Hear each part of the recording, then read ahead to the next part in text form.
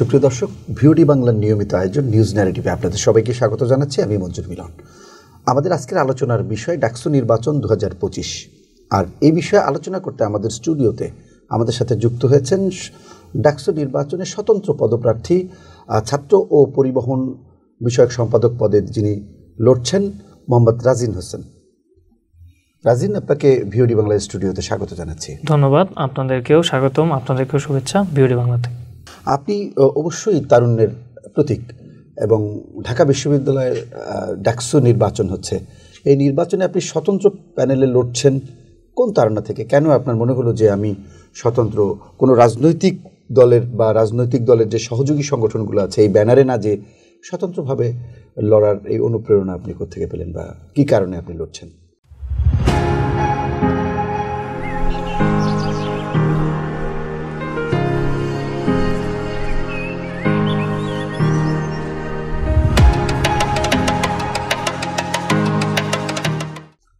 বর্তমানে ঢাকা বিশ্ববিদ্যালয়ে আমার যারা সহপাঠী রয়েছে, আমার সিনিয়র জুনিয়র যারা রয়েছে, সবার মধ্যে একটা জিনিস আমি লক্ষ্য করেছি যে ওনারা তেমন লেজুর ভিত্তিক রাজনীতিটা পছন্দ করতেছে না। তাছাড়া এই সাধারণ শিক্ষার্থীরা তো এর ফলে হয়েছে কি যে স্বতন্ত্ররাও যে দাঁড়াতে পারে ডাকসুতে, এই জিনিসটা ডাকসুতে দাঁড়িয়ে যে তারা ইনশাল্লাহ জিতে একটা ভালো কাজ করতে পারবে, এই স্পেসটা এবার ডাকসুতে পাওয়া গিয়েছে, যেটা আগে কখনো পাওয়া যায়নি। তো এবারে যেহেতু অন্য কোনো প্যানেলে গেলে হয়তো আমার কিছু প্রতিবন্ধকতা থাকতে পারতো, হয়তো আমি কিছু বলার আগে আমার কিছু একটু ভেবে চিন্তে কথা বলা লাগতো, আমার হয়তো বা আমার ওই রাজনীতির প্রভাবের কারণে আমি অনেক কিছু ফ্রিলি নাও বলতে পারতাম, অনেক দুর্নাম সুনাম নাও করতে পারতাম। তো এর ফলে আমার কাছে ইজি অ্যাক্সেস পাবে আমার ঢাবির যত সহপাঠী ভাই বোনরা রয়েছে, তারা ইজি অ্যাক্সেস পাবে আমার কাছে আসার জন্য, এবং আমিও তাদের দ্বারে দ্বারে পৌঁছাতে পারবো, আমার কোনো প্রকার বাধা বিপত্তি থাকবে না। এই জন্য স্বতন্ত্র প্যানেল থেকে একা যতটুকু সম্ভব লড়তেছি। কি মনে হচ্ছে কি আপনার? আপনি তো ঘুরছেন, ভোট চাইছেন সবার শিক্ষার্থীদের কাছে, সহপাঠীদের কাছে, বিশেষ করে অনেক প্যানেলেরই সদস্যদের সাথে কথা হয়েছে। আবার আমি দেখলাম যে নারী ভোটারদের বিশাল সংখ্যক নারী ভোটারদের মন জয় করার চেষ্টা করছে। এক্ষেত্রে আপনারা কি সেরকমই চেষ্টা করছেন যে যেহেতু একটি বড় সংখ্যা নারীদের, যেহেতু অনেকগুলো প্রতিবন্ধকতা রয়েছে, সেই প্রতিশ্রুতিগুলো কি দিচ্ছেন? নারীদের প্রতিশ্রুতি অবশ্যই, নারী পুরুষ নির্বিশেষে সবার জন্য আমাদের ডাকসু, আমাদের সাধারণ শিক্ষার্থী যারা রয়েছে, ভাই বোন যারা রয়েছে, সবার জন্য আমাদের ডাকসু। তো স্পেশালি নারীদের কিছু চিন্তা করলে ব্যাপারটা হয় কি, আমি যে সম্পাদকে লড়ছি, ছাত্র পরিবহন সম্পাদক, এখানে নারীদের ভূমিকাটা অনেক রয়েছে। কারণ আপনারা জানেন কিনা, কয়েকদিন আগে খনিকাটা বাসুর যেটা গাজীপুর পর্যন্ত যায়, সেখানে আমাদের বিআরটিসি যে দোতলা বাসগুলো থাকে, সেখানে নিচতলায় নারী শিক্ষার্থীরা থাকে, উপরতলায় ছেলে শিক্ষার্থীরা থাকে আর কি। যার ফলে হয় কি, কোনো একটা ঝামেলা বা অ্যাক্সিডেন্ট, যে কোনো প্রকার দুর্ঘটনা, যে কোনো কিছু নিচতলা আগে বেশি অ্যাটাকের শিকার হয়। কয়েকদিন আগে এই খনিকার বাস রুটে যে হামলাটা হলো অতর্কিত, শিক্ষার্থীরা তাদের সহপাঠী মারা যাওয়ার কারণে ওইখানে রাস্তা অবরোধ করে আন্দোলন করছিল, যেন বাসটা যাওয়ার পথিমধ্যে তারা বাধা দেয় এবং অতর্কিতভাবে ইট পাটকেল মারে, যার কারণে নিচতলা যা নারী শিক্ষার্থী রয়েছে তারা বেশি হামলার শিকার হয়। তো এটাই হচ্ছে মেইন কথা, যে যদি শিক্ষার্থীরা ওরকম বাসটা পেত, যদি বাসটার ফিটনেস ভালো থাকতো এবং বাসটা যদি সকল গ্লাস থাকতো, ম্যাক্সিমামই বাসের হচ্ছে আমাদের বিআরটিসি যে বাসগুলো আমরা ভাড়া নিয়ে আনি, সেগুলোতে বাসের গ্লাসগুলো থাকে না, ফ্যান থাকে না ঠিক মতো, সেগুলো নষ্ট থাকে, যার কারণে ইজিলি যে কোনো কেউ অ্যাটাক করতে পারে। অ্যাটাক করলে সেই অ্যাটাকের হামলার প্রভাবটা একটু বেশি পড়ে। তো নারী শিক্ষার্থীদের এইসব সুবিধা, এবং ক্যাম্পাসের মধ্যে আমার কিছু হল রয়েছে, যেমন সুফিয়া কামাল হল, যেটা কার জন্য একটু দূরে, বঙ্গমাতা শেখ ফজিলাতুন্নেসা মুজিব হল, কুয়েত মৈত্রী হল, যেগুলো নিউ মার্কেটের ওদিকে রয়েছে। তো এই নারী শিক্ষার্থী যে বাস, এখানে তাদের ক্যাম্পাসে আসার জন্য কিছু শাটল সার্ভিস রয়েছে, কিছু বাস রয়েছে, কিন্তু যেগুলো তাদের জন্য পর্যাপ্ত না। তারা একজনে গাদাগাদি করে, সিট তো দূরের কথা, দাঁড়ানোর জায়গা পাচ্ছে না, এই জন্য তারা 1 ঘন্টা ওয়েট করতেছে পরের বাস ধরার জন্য।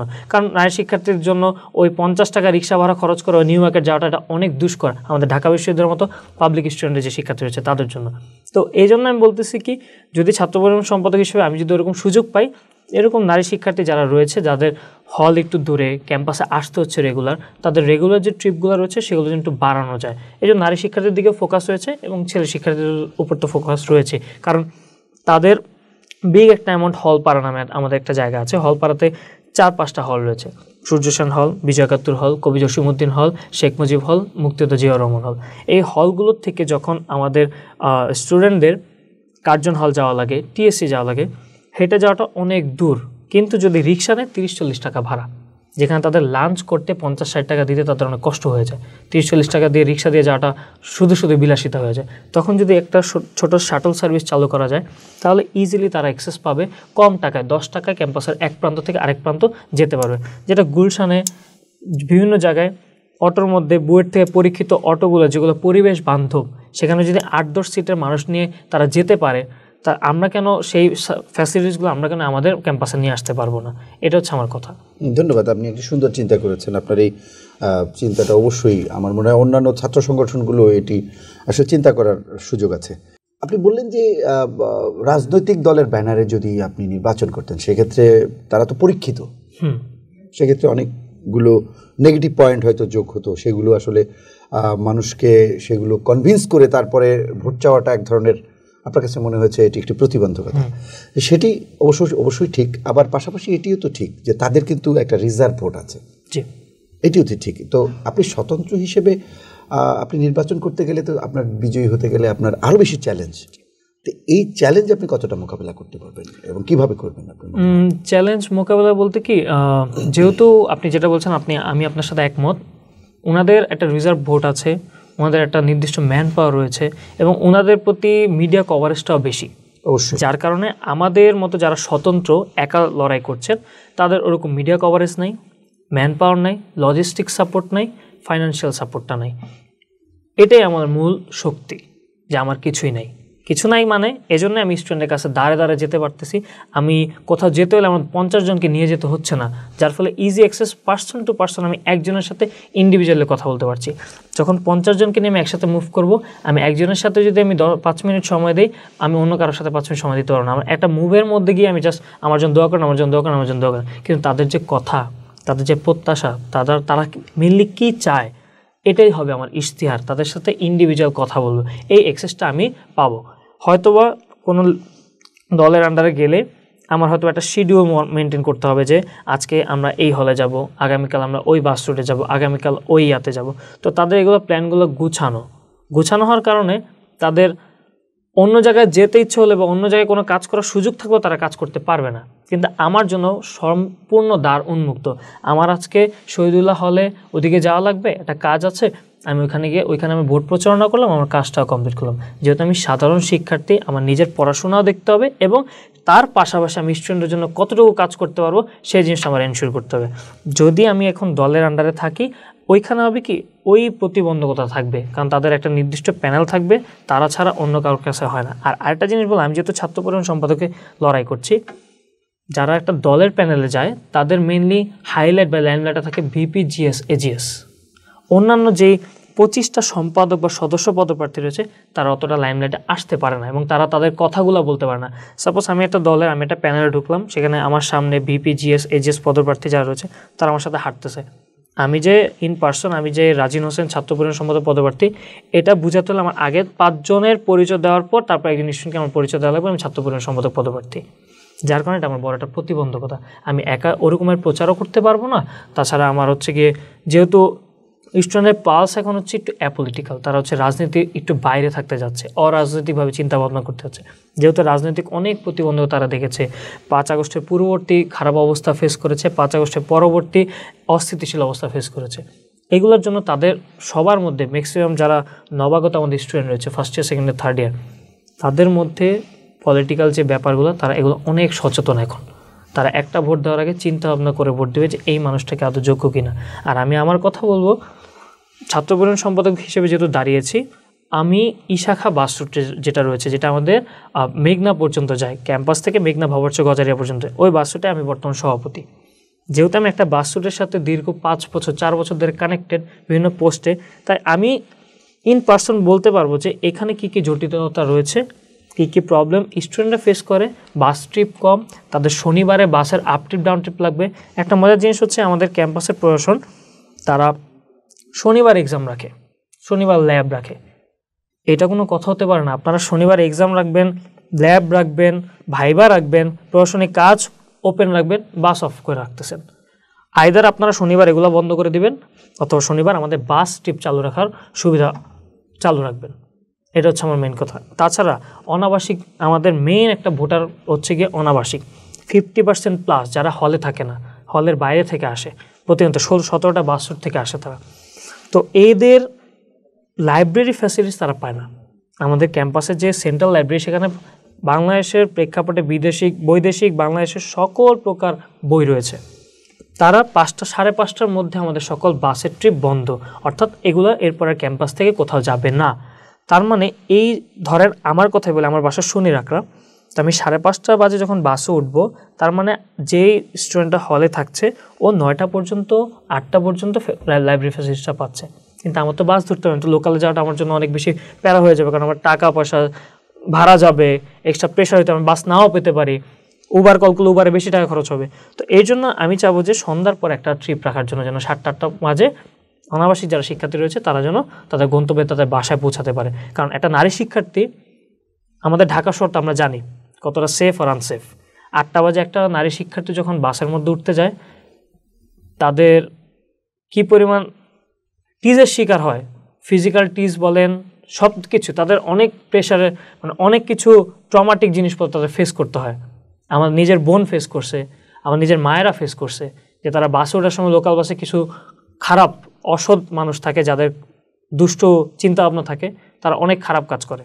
এগুলো আমাদের ঢাবির নারী শিক্ষার্থীর জন্য অনেক হুমকিস্বরূপ। শুধু ঢাবির না, পুরো বিশ্বে যত নারী মানুষ আছে তাদের জন্য এটা হুমকিস্বরূপ। তো এই জন্য তাদের অ্যাটলিস্ট আগে ঢাবি থেকে আমরা সেফটিটা এনশিওর করি, দেন আস্তে আস্তে আমরা অন্য জায়গায় সেফটিটা এনশিওর করতে পারবো। ঢাকা বিশ্ববিদ্যালয় পাবলিকের টাকায় চলে। তা আমাদের এই ডাকসু থেকে উদ্যোগ নিতে হবে বাংলাদেশ কিভাবে সংশোধন করা যায়। ঢাবি আমরা একটা বিষয় জানি যে বিগত দিনে ছাত্র রাজনীতির নামে বিভিন্ন ক্যাম্পাসগুলো, শুধু ডাকসু নয়, ক্যাম্পাসগুলোতে সরকারি ছাত্র দলের নৈরাজ্য, দুর্বৃত্তপনা, হলের ক্যান্টিন থেকে শুরু করে সব জায়গায় গণরুম, গেস্ট রুম প্রথা, মানে এগুলো তো দেখেছি। তো এই 5 আগস্টের পরে আমাদের এই ডাকসু নির্বাচন নিশ্চয়ই একটি আশার সঞ্চার করে। সেই আপনি বলছিলেন শুরুতে যে আমরা 5 আগস্টের পরে সেই সুযোগ তৈরি হয়েছে, তো অবশ্যই সুযোগ তৈরি হয়েছে, সেটা মানতেই হবে। তাহলে এই ডাকসু নির্বাচনের মাধ্যমে কি শুধু আমরা একটা ডাকসু পাবো, নাকি অন্য কিছু পাবার প্রত্যাশা? আসলে কি প্রত্যাশা করেন? বাংলাদেশের জন্মলগ্ন থেকে ঢাকা বিশ্ববিদ্যালয় ডাকসু সর্বোচ্চ ভূমিকা রেখেছে। বাংলাদেশের দ্বিতীয় সংসদ বলা হয় ডাকসুকে। ডাকসু প্রথমে একটু আগে বললাম, ডাকসু মানে ঢাকা বিশ্ববিদ্যালয়ে যারা স্টুডেন্ট রয়েছে তারা পাবলিকের টাকা চলাফেরা করে। যেহেতু পাবলিকের টাকা চলাফেরা করে, তাদের আমাদের সাধারণ জনগণের প্রতি একটা দায়বদ্ধতা অটোমেটিক সৃষ্টি হয়। ফেনীতে কয়দিন আগে বন্যা হলো, 5 আগস্টের পরবর্তীতে, গত বছর 1 বছর আগে বন্যা হলো ফেনী, কুমিল্লা, লক্ষ্মীপুর। ওই জায়গায় সবার আগে উচিত ডাকসু থেকে যারা বের হবে তাদের যাওয়া, কারণ তারা পাবলিক সার্ভেন্ট, তারা পাবলিকের টাকায় এখন পড়াশোনা করতেছে, তাদের ওই দায়িত্ব থেকে উচিত ওইখানে যাওয়া। দেশের যত ক্রিটিক্যাল মুভমেন্ট আছে এগুলো অবশ্যই উচিত ডাকসু থেকে সেগুলো নিয়ে নিন্দা জানা, যদি খারাপ কোনো কাজ হয়, ভালো কাজ হলে শুভেচ্ছা জানানো, এবং সর্বক্ষেত্রে ডাকসুই বাংলাদেশের সব কিছু মোটামুটি প্রভাব ফেলতে পারবে। এটা যদি ডাকসুটা যদি একটা ফেয়ার ইলেকশনের মাধ্যমে এবং যারা যোগ্য ব্যক্তি তাদেরকে যদি আমরা বাছাই করতে পারি, ডাকসুর মাধ্যমে বাংলাদেশ নতুন করে চিন্তা করতে হবে। যদি এখানে যদি দেখি আমরা আনফেয়ার একটা ইলেকশন হয়, 5 আগস্টের পরবর্তী এটা কিন্তু সর্ববৃহৎ ইলেকশন হতে যাচ্ছে, এখানে যদি আনফেয়ার হয়, এখানে যদি একটা লেজুর ভিত্তিক রাজনীতি বেশি প্রভাব দেখি, তার মানে ভাই বোঝা হয়ে গেছে যে পরিবর্তন, আর আমাদের 5 আগস্ট শেষ, ওটা ওইখানেই আমাদের মাটির দেশ, 5 আগস্ট একদিনে আমাদের মাটি হয়ে গেছে, এরপর আর কোনো পরিবর্তনের আমরা দেখতে পাবো না।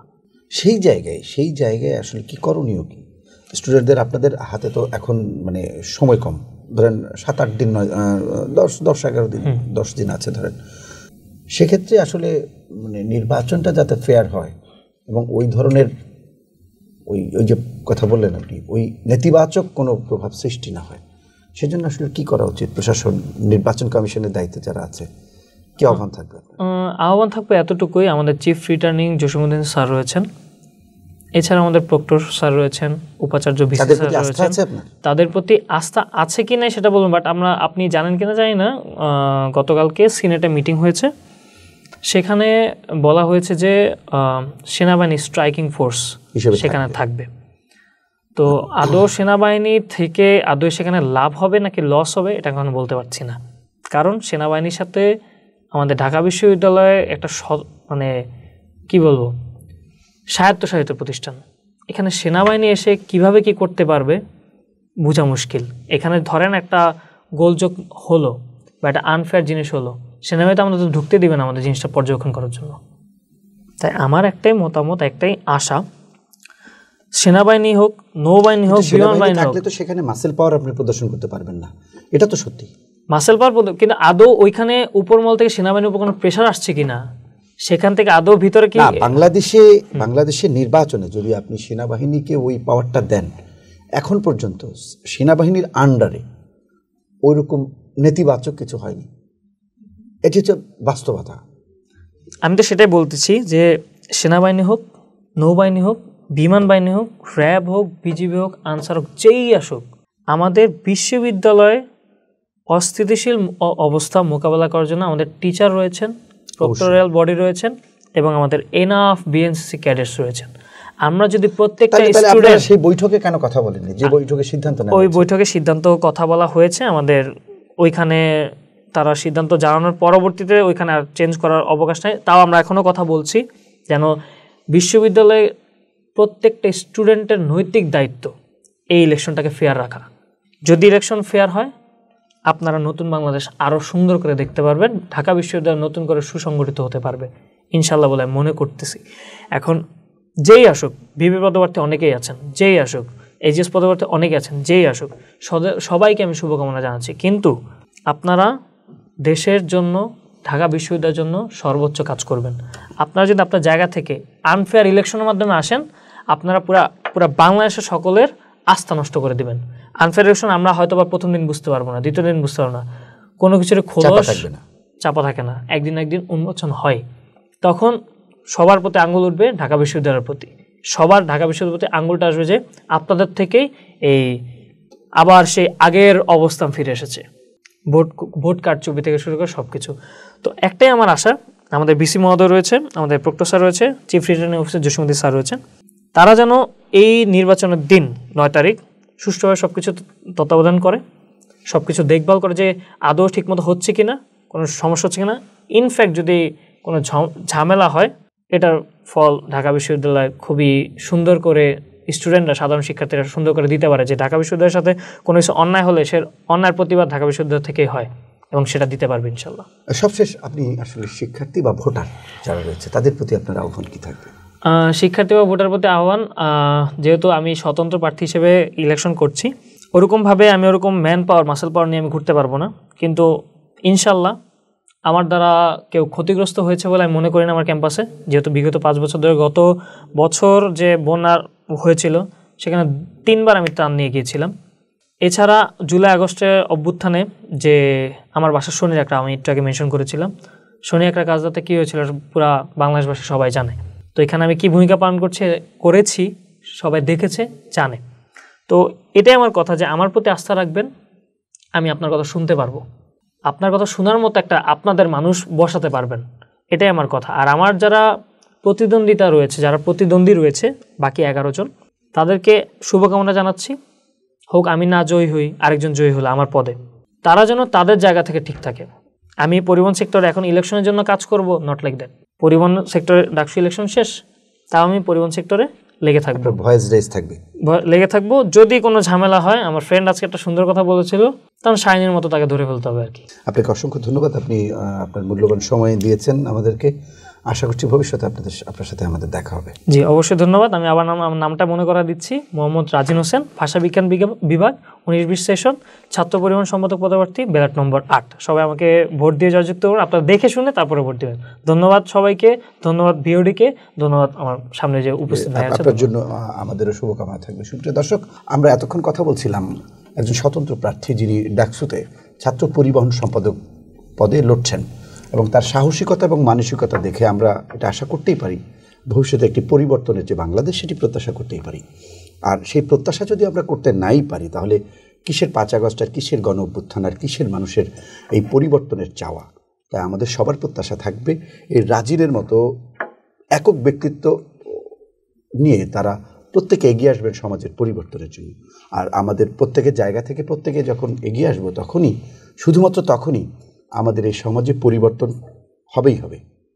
সেই দৃঢ় প্রত্যয় ব্যক্ত করে আমাদের আলোচনা আমরা এখানেই শেষ করছি। আজকের মতো অন্য কোনো দিন অন্য কোনো অতিথিকে নিয়ে আপনাদের সামনে হাজির হব। সেই পর্যন্ত সবাই ভালো থাকুন, সুস্থ থাকুন এবং নিরাপদেই থাকুন। ধন্যবাদ।